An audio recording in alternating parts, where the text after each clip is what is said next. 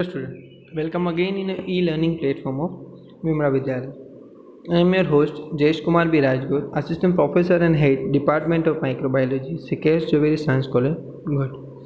આજે આપણે genetic કોડન્સના part 3 અને આમ કહીએ તો પાર્ટ 4ની અંદર આગળ સ્ટડી કરીશું.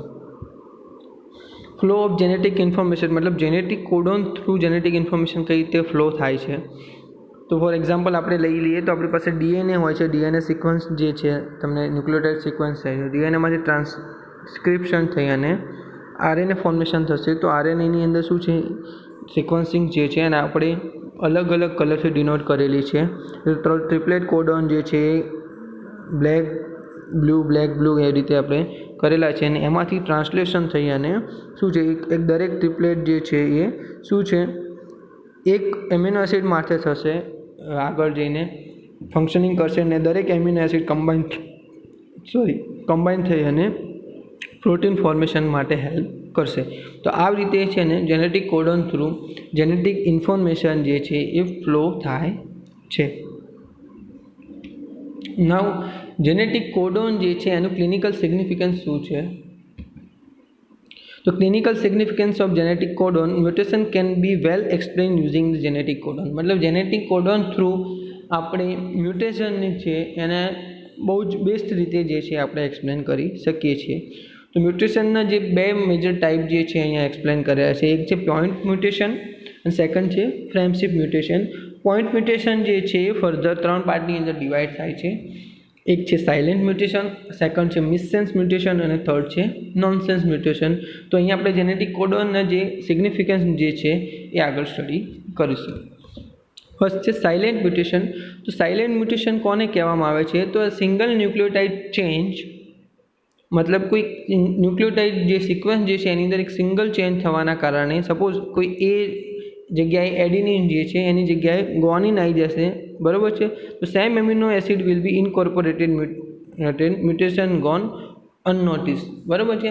કે કોઈક સિંગલ ન્યુક્લિયોટાઇડ ચેન્જ થવાના કારણે સપોઝ અહીંયા એક્ઝામ્પલ આપ્યું છે ને કે એડિનિનની જગ્યાએ ગ્વાનિન આવી જશે, પણ એમિનો એસિડ જે છે જે થતો હતો એનો એ જ ફોર્મેશન થશે, જો જેના કારણે છે ને મ્યુટેશન નોટિસ થશે નહીં. એને આપણે કહીએ છીએ સાયલેન્ટ મ્યુટેશન. તો ફોર એક્ઝામ્પલના ફોર્મમાં લઈ લઈએ તો આપણી પાસે ઉપર જે અપર સિક્વન્સ છે એ આપણે અત્યારે સ્ટડી કરવાની છે. તો એની અંદર શું છે એટીજી છે મિથિયોનિન માટે કોડ કરતા હતા. અહીંયા તમને એક્ઝામ્પલ ફોર્મમાં આપ્યું છે એટલે તમે સાચું નહીં માની જતા, બરાબર છે. જ્યારે જીએ છે ગ્લુસિન માટે જે છે કોડ કરતું હતું, બરાબર છે. જે જીસીએ છે એલેનિન માટે છે અને સીજીટી જે છે એ ગ્લાયસિન માટે છે.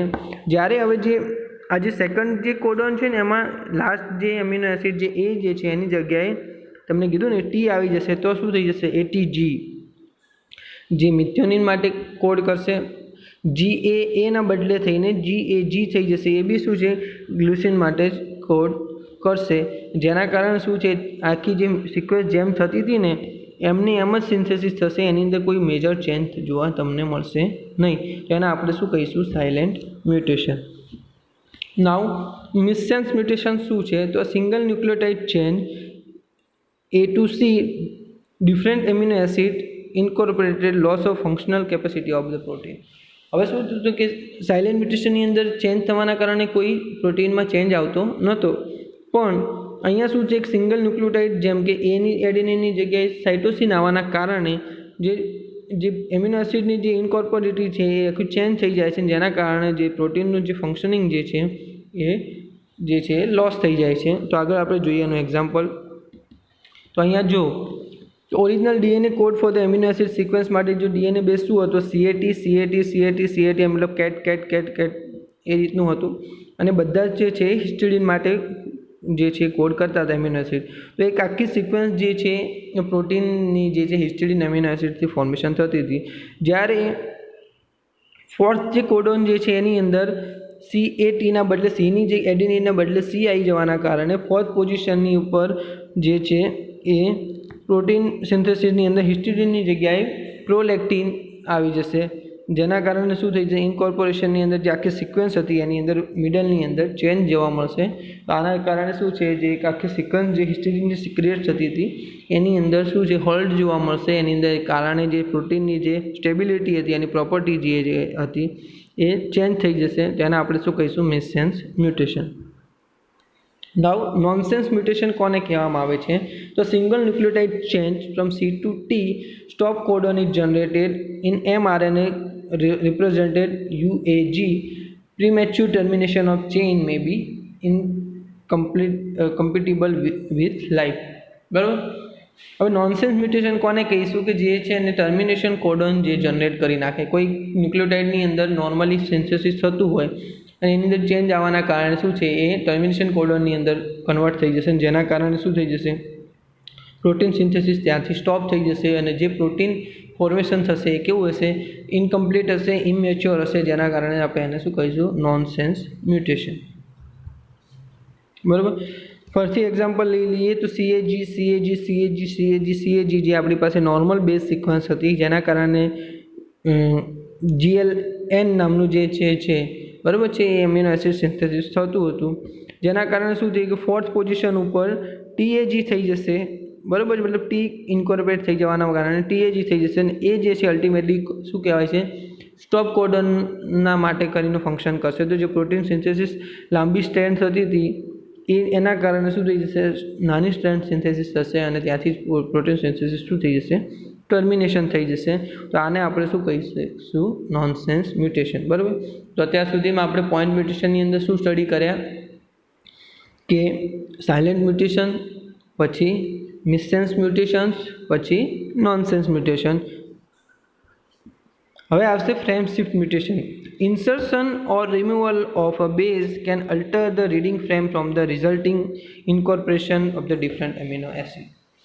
તો પહેલાંમાં શું થઈ જતું હતું કે કોઈ એમિનો એસિડ છે એ રિપ્લેસ થઈ જતો હતો, જેના કારણે જનરલી ચેન્જ જોવા મળતો હતો.